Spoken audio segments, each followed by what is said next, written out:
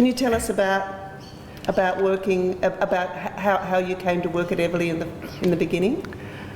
I always wanted to be a train driver. I think that's every kid's dream, and which I'm pleased I never ever got on there. I come in as a shop boy, and I first worked in the blacksmith shop here. And at my early age, I was scared of them steam hammers. They kicked back, and I didn't like it. And then what they done, they set me up to what they call the large erecting shop up the top. I was still a shop boy, and I put in for apprentice, and I got it. And I can tell you a funny tale. I was just telling them there, I got a mate, Freddie Martin. He's a very sick man at the present time, but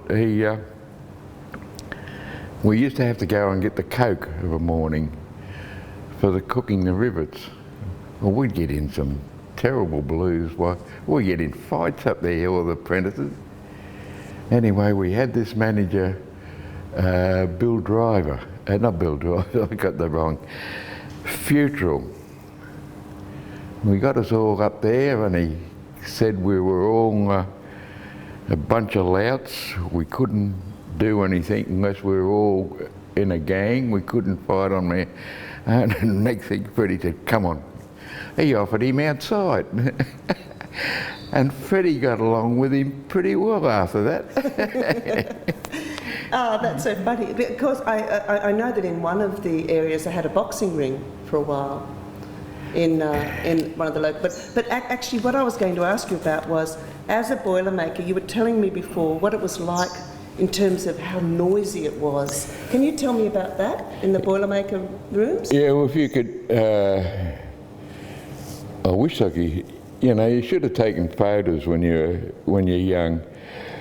They'd have about over 20 boilers in there, and now there's wall stays, they had to be riveted over.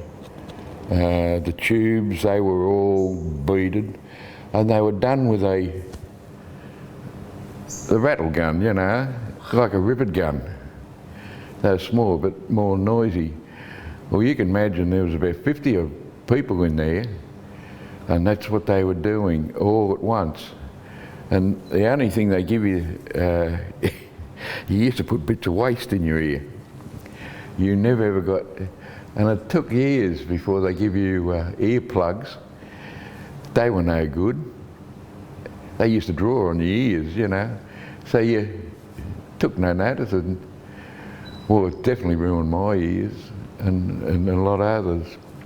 Oh, sorry. So up the up in the running shed, I got another complaint. I got 3 spots on my lung, and it's not affected me. It's asbestos. We used to, you'd get it in a powder form. We used to mix it up with water, and we'd throw it at one another. No one knew what it was. Yeah. Can you tell me about, first of all, can you tell me you worked at Eveleigh? Tell me, could you tell me your name and how long you worked at Eveleigh? Yeah, my name's Robert Wright. I started here in 1949.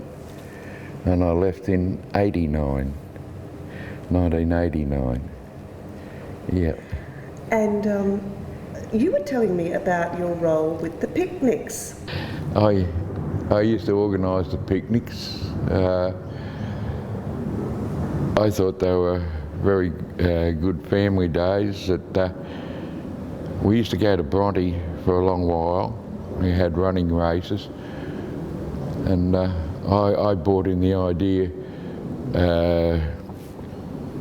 with the children. They used to only give them toys up to 5 years of age, and I said, no way, give them all a toy.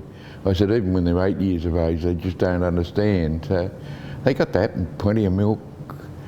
We'd work all the night before packing sample bags for them. And there was approximately about 2,000 we used to cater for, and was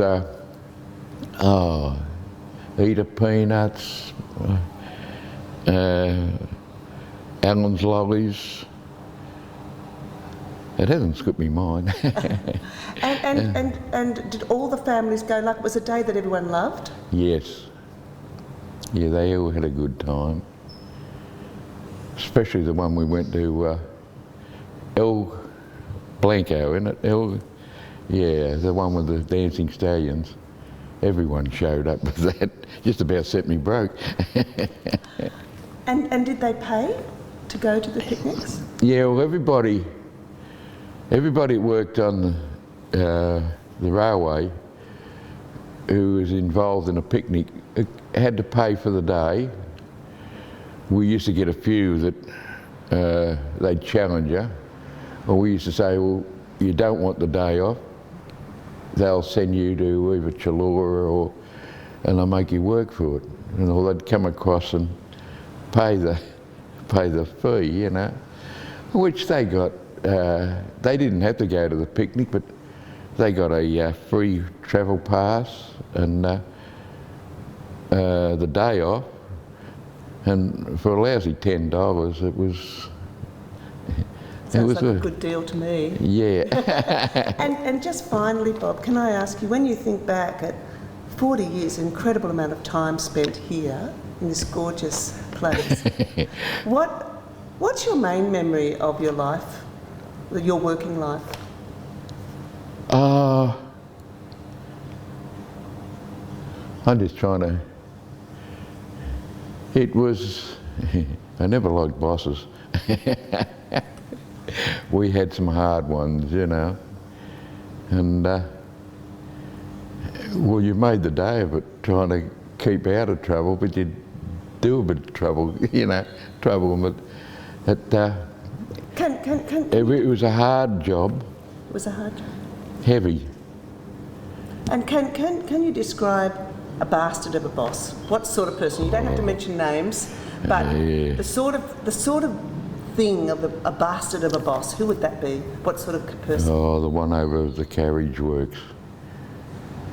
He was a little fellow, and if you'd have hit him, you'd have lost your job. And he'd come up to you more or less and stand and challenge you, you know. So he thought he had the rights to call your names and everything like that. And oh, he wouldn't be alive. That's one bit of good news. Oh, yeah. Hey, thank you so much, Rob.